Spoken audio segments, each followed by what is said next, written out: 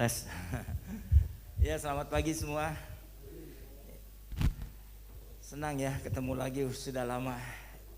Boleh kita tundukkan kepala kita sebentar, kita akan berdoa untuk firman.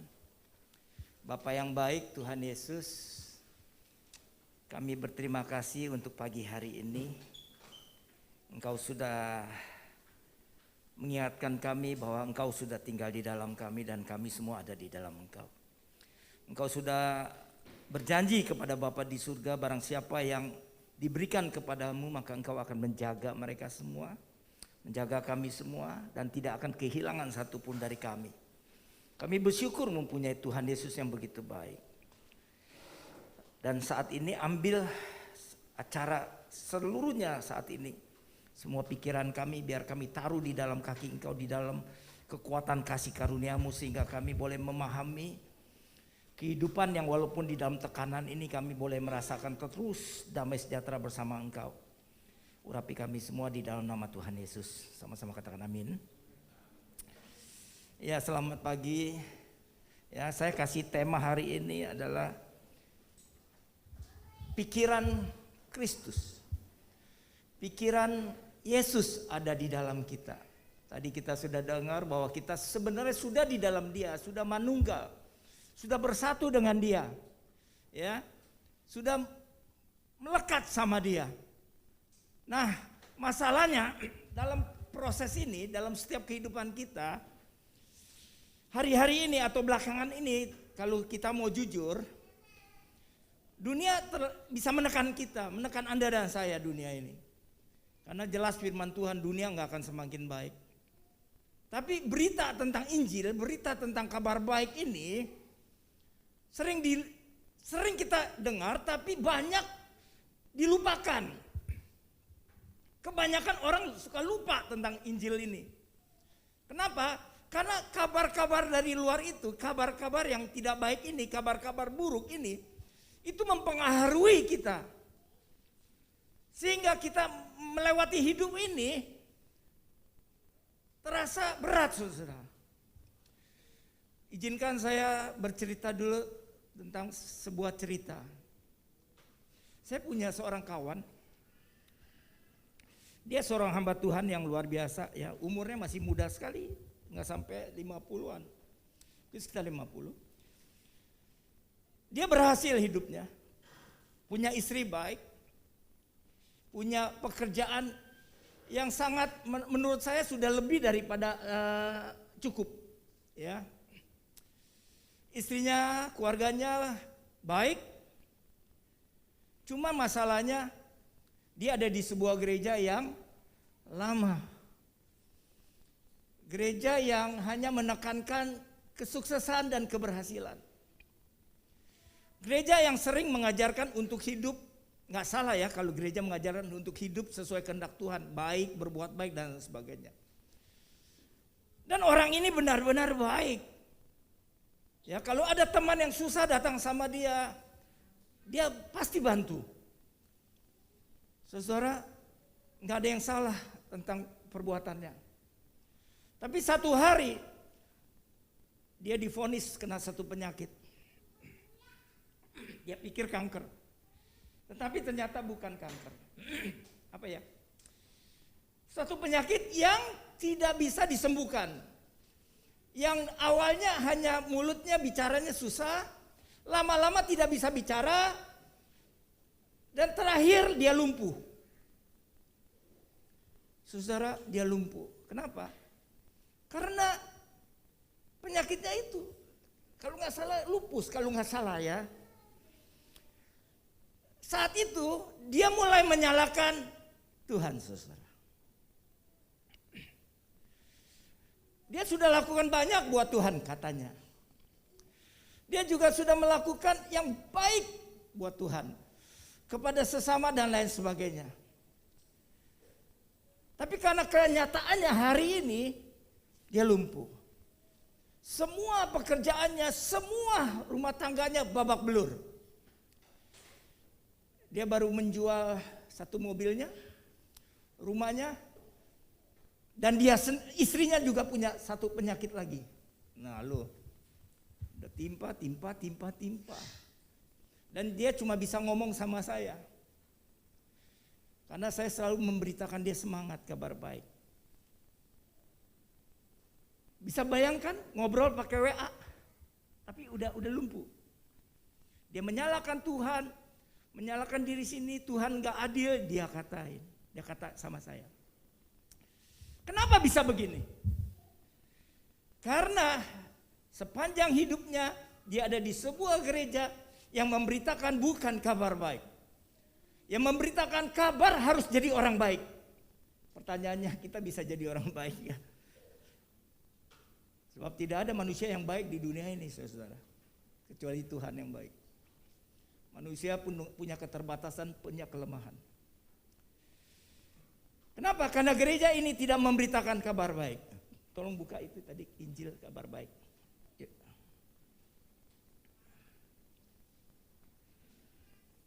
Roma 1. Saudara, kenapa saya mulai dengan sebuah cerita ini? Karena ini sebuah kejadian yang nyata, saudara, dalam hidup ini. Karena manusia selalu menuntut, saudara, orang-orang termasuk kita selalu menuntut buah dari setiap kita. Selalu kita lebih menuntut orang untuk buahnya. Lu sudah jadi orang Kristen berapa lama? Buahnya mana? Kita selalu begitu, kita gak sadar, saudara. Kelebihan kekurangan kita semua, walaupun udah mengerti tentang anugerah, kita kadang-kadang melihat orang, teman-teman kita dengan hasil buah. Padahal beritanya sudah cukup. Cuma ini berita tentang Injil yang adalah kekuatan Tuhan, saudara. Sebab aku mempunyai keyakinan yang kokoh dalam Injil. Karena Injil adalah kekuatan. Dunia bensin boleh naik, saudara. Saya baru beli bensin, waduh kaget saya. Nggak boleh Petralite. Tapi sekarang masih boleh, nanti nggak boleh lagi. Yang menyelamatkan setiap orang yang percaya. Ya. Ayat 17, sebab di dalamnya, di dalam siapa? Di dalam berita tentang Injil, tentang Yesus, tentang Kristus, nyata kebenaran Allah yang bertolak dari iman dan memimpin kepada iman. Sebab orang terus orang benar hidup oleh karena percaya. Di sini saya pikiran. Ada banyak orang berpikir iman ya iman bisa nongol begitu aja. Saya orang Kristen itu harus yakin dan percaya bahwa iman itu bisa masuk dalam logika. Bukan ikut percaya aja. Gue percaya dah. Gue pasti dipelihara Tuhan. Gue percaya dah jadi orang Kristen pasti sukses. Saudara,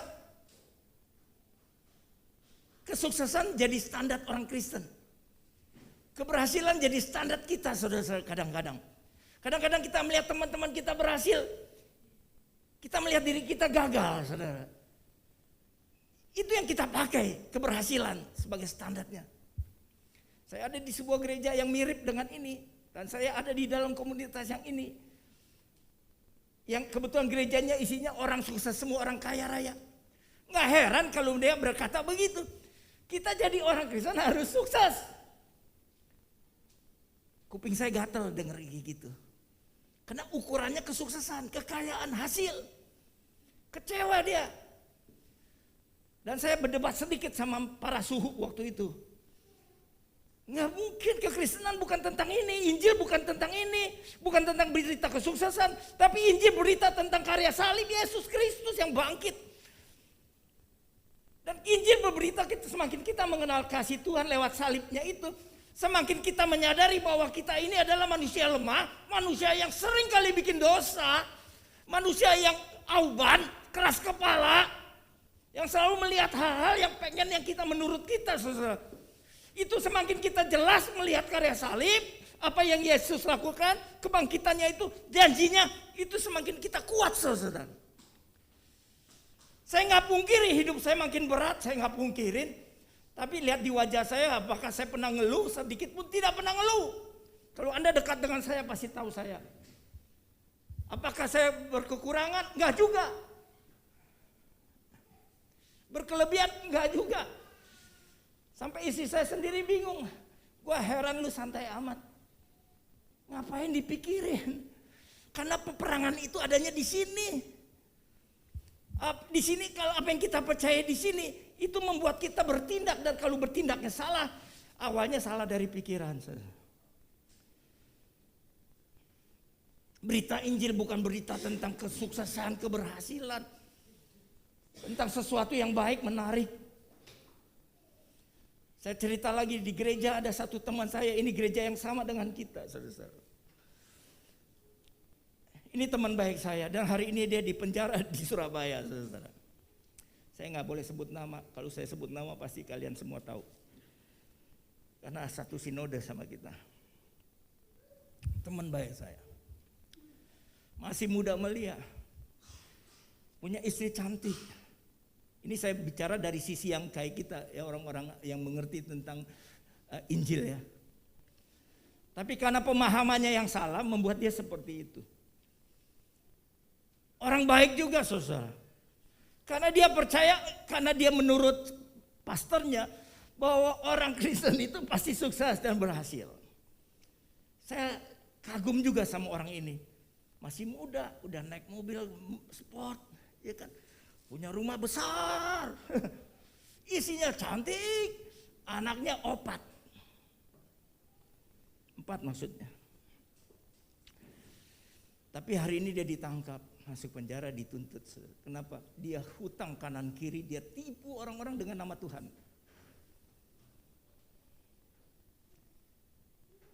Tahu berakhir di mana?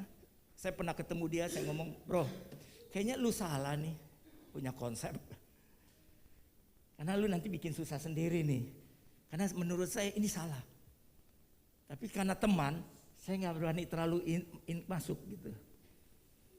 Dan dia tipu kanan kiri orang-orang Kristen, termasuk teman-teman kita sendiri. Pak Kiki, lu sih gila lu Pak, kenalin orang kayak gini ke gua. Lah gua nggak tahu. Dia tipu lu, gua nggak tahu. Dia baik sama gua. Justru dia baik sama Pak Kiki, pakai alat. Pak Kiki diperalat katanya. Karena semua pelayanan saya dulu ya, kalau kurang apa-apa sama dia langsung terbukti dapat di depan saya. Gimana nggak menurut gua orang baik, betul nggak? Rumahnya berantakan, masuk penjara, pindah Jakarta, dipindahin ke Surabaya, dan di Surabaya dengar-dengar sudah keluar dan kawin lagi. Mati nggak gua? Udah 4 anak, kawin lagi. Dan istrinya yang ceraikan dia. Waktu dia di dalam, istrinya ceraikan. Ini karena dia orang yang sudah tahu tentang Injil, tapi salah di dalam memahaminya. Salah di dalam memahami tentang kabar baik ini, banyak saudara. Seperti itu, boleh kawin lagi lah, cintailah, Tuhan baik, ya kan? Boleh tipu orang karena dia yakin dia sukses, saudara. Injil adalah kekuatan. Berita tentang Injil, saudara, ini yang orang udah dengar Injil loh. Apalagi orang yang gak pernah dengar Injil. Pak Kiki, kita kan hidup oleh iman, percaya. Iya, tapi iman itu harus punya dasar. Soalnya saya cerita satu lagi, karena saya gak mau hidup Anda penuh dengan firman tapi gak memahami. Saya punya teman, ini mah teman sendiri dekat, kalau saya sebut nama juga kalian kenal. Ngajak saya, kita jalan-jalan ke Singapura waktu itu, ke Josephine itu, ke gerejanya. Udah dari gereja kita pulang ke Sentosa main. Dia cicing wae, dia berdua temannya, teman saya juga, dia masuk ke kasino.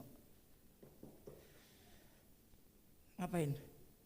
Judi loh. Dia nggak cerita tuh. 4 jam kemudian temen gue baru cerita, Pak tadi si itu masuk ke kasino, menang lu Pak. Menang. Terus saya baru tanya dia, iya saya main Pak, saya menang. Lumayan lah buat beliin bini sama anak, biar anak ya kan. Baik kan, ya kan.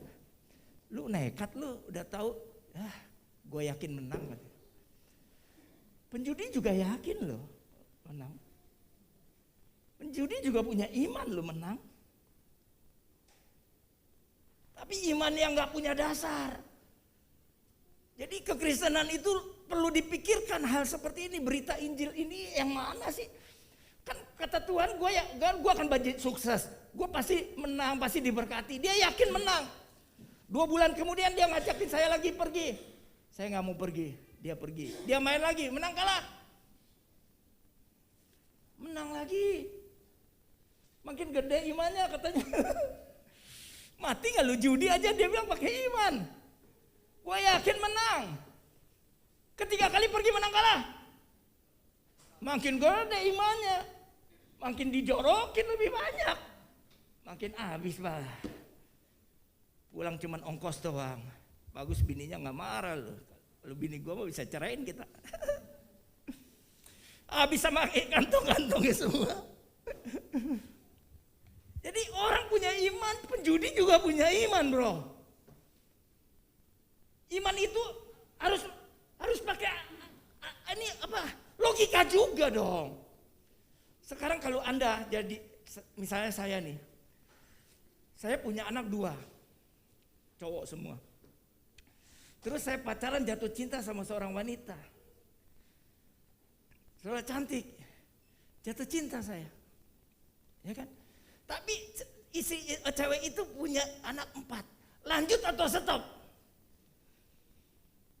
Ada yang gila loh. Lanjut. Karena gue percaya Tuhan pelihara gue, hidup gue. Iya dia pelihara hidup lu tapi Senin Kemis. Betul gak? Iman juga pak. Logika. Orang dunia aja ngerti lah. Ini gue bisa masih waras untuk kawini orang-orang yang kayak gini. Ada bintang film tuh tukang stand up komedi si Michael apa namanya?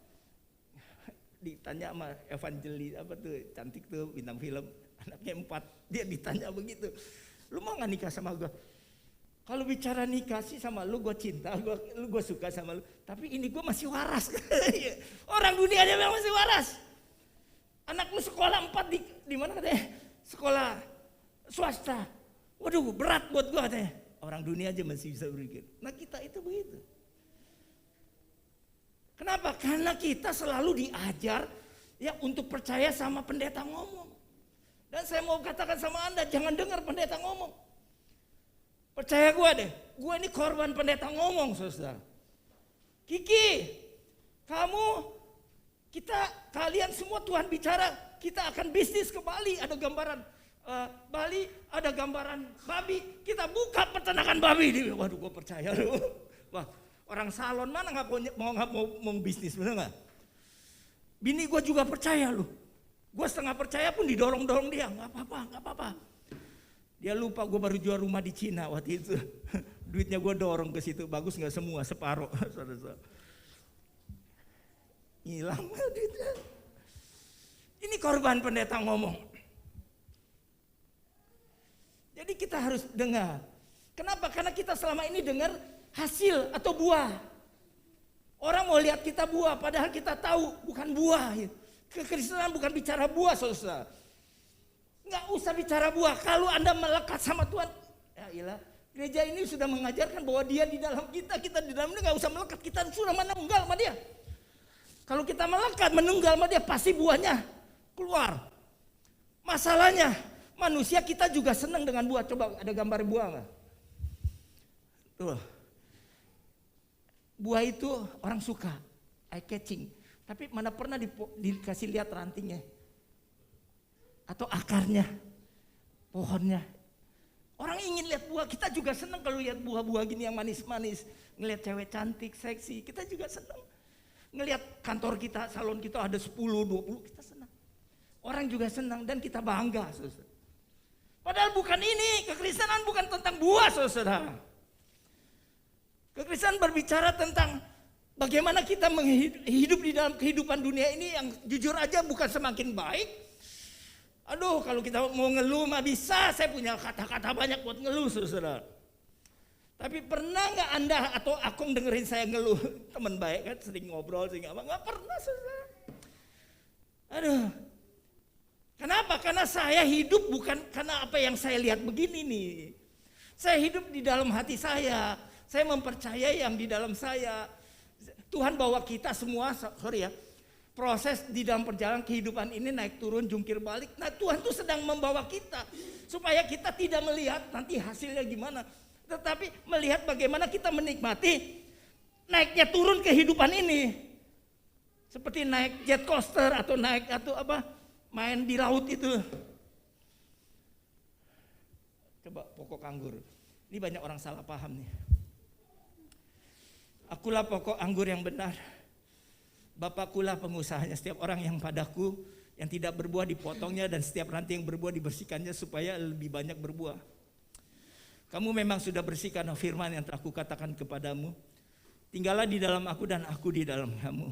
Sama seperti ranting yang tidak dapat berbuah bagi diri sendiri kalau ia tidak tinggal dalam pokok anggur.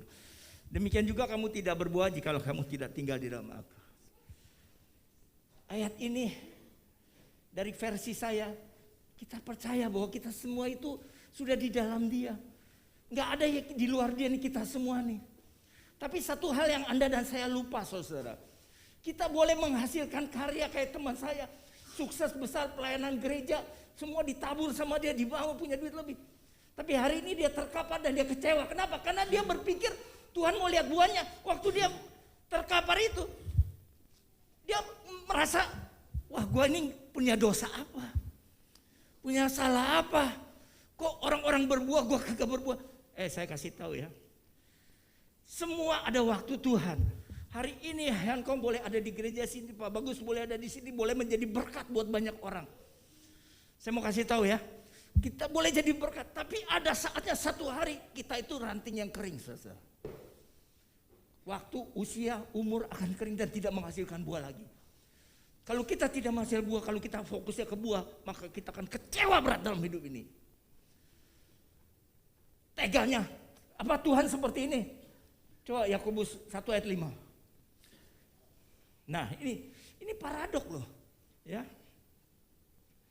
Kekurangan ya, saudara-saudara anggaplah sebagai saudara bilang kamu jatuh dalam berbagai cobaan sebab kamu tuh bawa ujian terhadap kamu itu menghasilkan ketekunan. Ya ayat 5. Tetapi apabila di antara kamu ada yang kekurangan hikmat, hendaklah ya memintakannya kepada Allah yang memberikan kepada semua orang. Kalau kita kurang hikmat di dalam kehidupan yang saat ini, ya dengan murah hati. Tuhan itu murah hati. Dengar baik, Tuhan itu murah hati. Dia memberi, dia tidak pernah nuntut. Dia memberi, tidak pernah minta lagi. Dia murah hati. Dengan tidak membangkit-bangkit. Dia tidak pernah membangkit-bangkit kesalahan kita, saudara. Dosa kita, aubannya kita, dia tidak pernah. Maka hal itu kan diberikan kepada kita semua. Tuhan gak pernah mau motong kita. Ada saatnya kita terkulai, lemah. Saatnya Tuhan, waktunya sudah habis. Kalau kita fokus kepada hasil, kepada buah, kita kecewa dalam hidup ini. Karena tidak ada orang sempurna. Ya, yang bos gede hari ini juga bangkrut, teman saya terkapar. Dan saya selalu cerita sama dia. Perbuatan baik gak ada pernah habisnya. Tapi kesadaran lu hidup ini, itu menentukan lu nanti di masa tua, susah. Saya sendirian bertahun-tahun, istri Medan, saya di Jakarta, nggak pernah satu kata pun gini, saya, udah lu ngapain di sana di Jakarta aja, nggak pernah. Apakah sendiri satu masalah? Iya masalah. Tapi apakah masalahnya jadi berat? Enggak. Lewat waktu saya menikmati kesendirian, sampai istri gue bingung, kamu tuh hebat ya. Saya bilang gue nggak sendiri. Hah? Sama siapa? Sama Tuhan dong. Ya kan? Gue nangis sama dia. Gue ngadu sama dia. Bokeh ngomong sama dia. Kadang-kadang kita berpikir untuk hasil. Banyak ayat dipakai, carilah kerajaan Allah dan kebenarannya. Supaya yang lain ditambah. Gereja ngomong berhenti cuma sampai ayat itu. Enggak, ayat sebelumnya gak pernah dibaca atau selanjutnya gak dibaca. Bahwa Tuhan berjanji kalau lu tinggal di dalam gue di dalam dia, maka bicara tentang pemeliharaan Tuhan. Pertanyaannya, orang miskin, orang bokeh gak boleh happy apa gak boleh bahagia? Banyak tuh temen gue kerja enggak apa enggak, tapi gak pernah susah tuh. melayani bagus. Cuma pertanyaannya sekarang ini, ya dia lagi ada masalah. Masalahnya itu membuat dia jadi stres. Dan mulai kelihatan mukanya mulai peot, mulai lusuh. Ya, dan saya mulai nanya sama dia, mulai ada masalah lu. Yo, gitu. Dulu dia gak mikirin, aduh gue susah nih, aduh gue bokeh nih, gak pernah. Tapi hari ini dia mulai, apa yang gue mesti kerjakan, ada Kang tahu apa? Dulu enggak loh. Dan saya salah satu yang gak pernah bicara Kang tahu sama orang, gak pernah. Dari zaman bahula sampai sekarang. Saudara, fokus Injil. Injil mengingatkan kita, mengingatkan akan otoritas, mengingatkan kuasa dalam hidup setiap kita. Saudara. Ya, Injil pun bisa dimanipulasi dengan keberhasilan, dengan kesuksesan. Yang jelas-jelas itu bukan Injil. Walaupun orang bilang itu anak Tuhan itu hidupnya pasti sukses, saya nggak pusing itu. Tapi kalau fokusnya kesuksesan, keberhasilan, segala sesuatu yang dunia janjikan itu berikan pada kita, kita pasti kecewa. Saudara boleh buka 2 Korintus, bentar ya.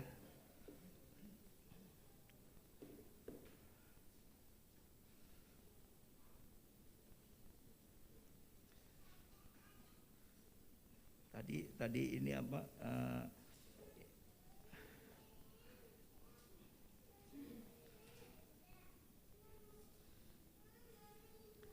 2 Korintus 10 ya, 2 Korintus 10 ayat yang 5 aja deh. Saudara, perhatikan baik-baik ya. Tadi sudah bilang, hidup kita nggak semakin baik, dunia nggak semakin baik, peperangan, harga naik-naik gila-gilaan, sementara penghasilan kita mungkin nggak naik, mungkin banyak akan berkurang. Kita selalu berpikir dunia kita bisa atasi dengan ini.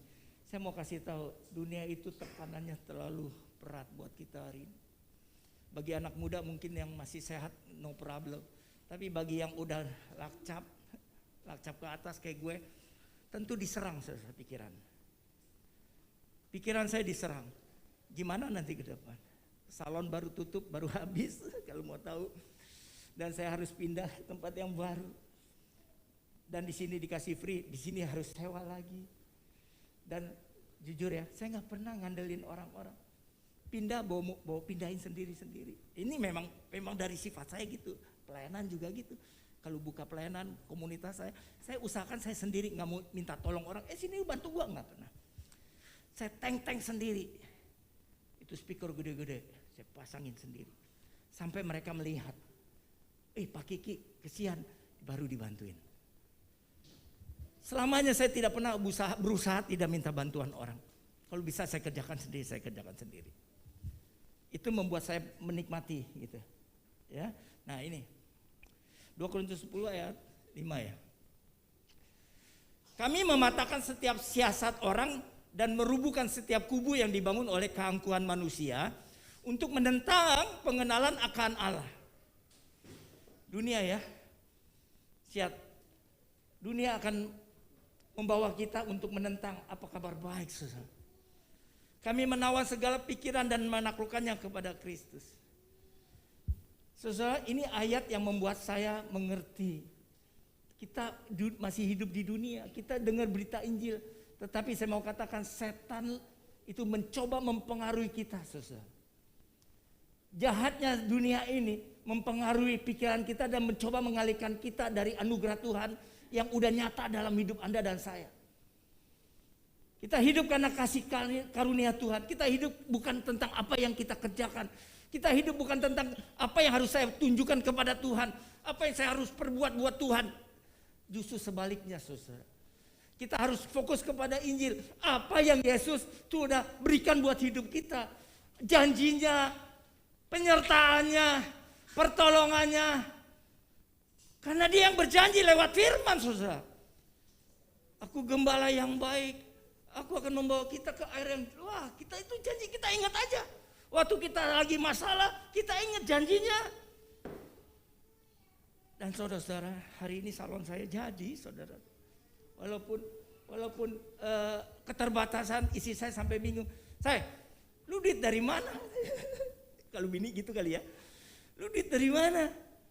Nggak pernah saya ngomong, gue buka salon, cerita dong. Dia malah nuntut saya cerita. Saya bilang, nih gue dapetnya begini, gue ada tabungan begini. Terus gue dapet dari arisan. Oh lu main arisan juga? Baru tahu bini gue main arisan. Dan itu terkumpul pas buat sewa 2 tahun.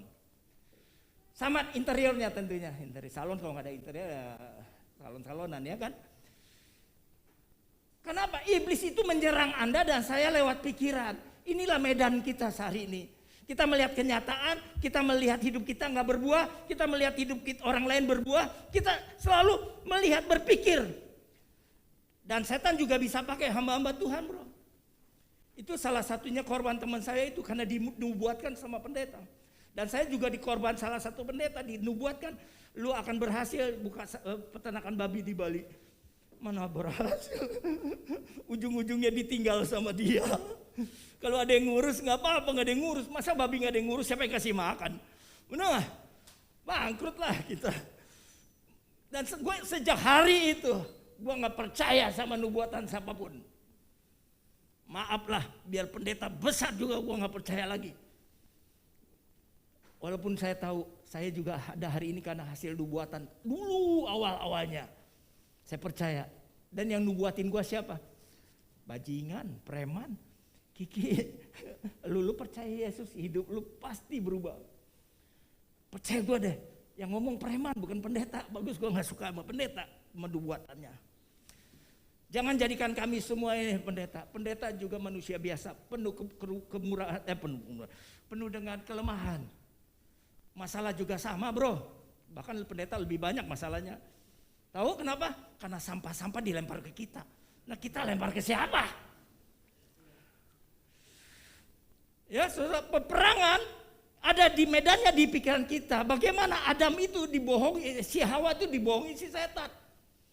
Saudara, pakai ayat-ayat tuh firman Tuhan loh.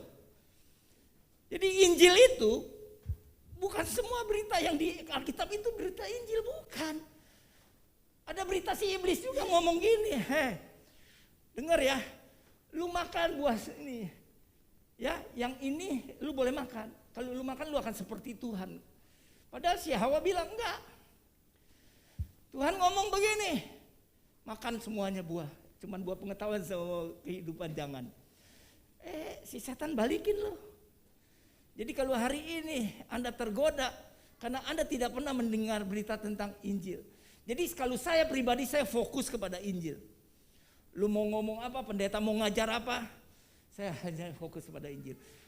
Setan ngomong gini loh kadang-kadang, mana buah lu, tuh komunitas lu tutup tuh 2 tahun. Setan ngomong gitu loh sama gue. Jawabnya apa? Saya bilang, sebodoh teing. Mau tutup kayak mau buka emang urusan gue. Kalau gue disuruh buka pasti Tuhan suruh buka. Tadi dia buka jalan. Yang bego kan kita, iya ya. Kapan gue mesti buka ya? Nyari-nyari manusia, berharap sama manusia. Ntar kecewa lagi. Enggak. Kiki, lu kapan buka? Nggak tahu. Udah, nanti gue jadi sponsor. Nggak mau. Karena gue tahu orangnya suka nuntut. Ya kan kalau Tuhan punya cara mah gampang, betul nggak? Toto terbuka aja. Nah, saudara, saya mau kasih satu gambar. Coba buka gambar yang cewek itu. Nah, Anda tahu ini bukan film, tapi seperti drama, ya, yang setiap tahun orang rayakan di Amerika. Ya, dari tahun 80-an, ini sebuah cerita yang merakyat, yang menjadi suatu sejarah. Ya, hampir tiap tahun, tiap orang ganti-ganti bikin seperti drama kayak gini, opera gitu ya. Ya, nah itu ada sebuah lagu yang dinyanyikan. Ya, tapi bukan oleh ini, orang ini yang terkenal ini. Ya, dinyanyikan judulnya Never Enough. Dan lagu ini sudah dinyanyikan beratus-ratus, mungkin berjuta-juta artis, ya. Waktu nonton film misalnya, kalau kita nonton Indonesian Idol, American Got Talent ya. Lagu ini selalu keluar ya, dan menjadi juara terus lagunya karena memang liriknya bagus, kemudian penyanyinya juga keren ya. Nah, ternyata Anda mau tahu nggak sih yang ngisi lagu ini orangnya nggak pernah kelihatan, nggak pernah nongol, nggak pernah tampil. Siapa dia? Ya, dan 30 tahun kemudian baru dia tampil di American Got Talent. Coba kita dengar ya.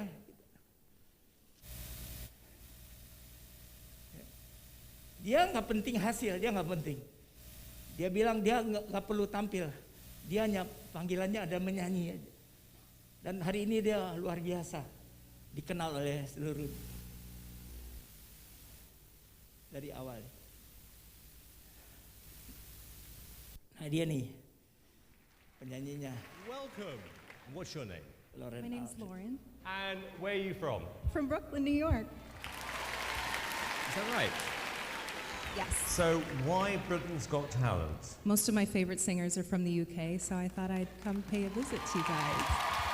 Okay, so Lauren, tell me a bit about you. I think some of you guys have actually heard my voice, but you don't know my face.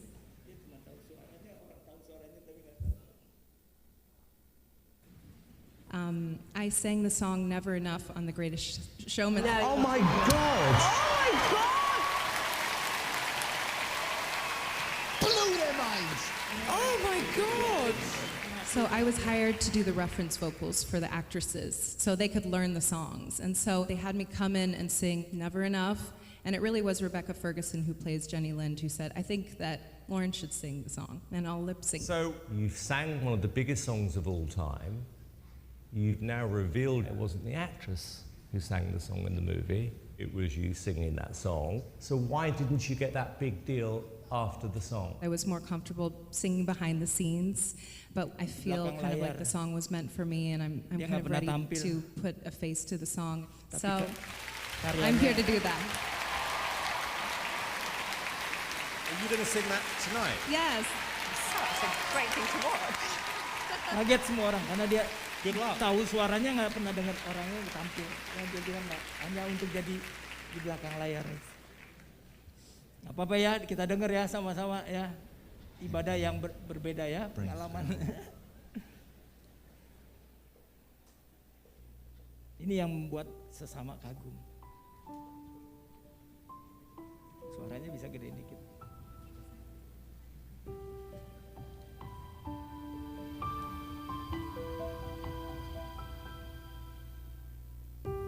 I'm trying to hold my breath. Let it stay this way. Can't let this moment end. You set off a dream in me, getting louder now. Can you hear it echoing? Take my hand. Will you share this with me? 'Cause darling, without you, all the shine of 1,000 spotlights, all the stars we steal from the night sky will never be enough. Never be enough. Times of gold are still too little. These hands could hold the world, but it'll never be enough. Never be enough.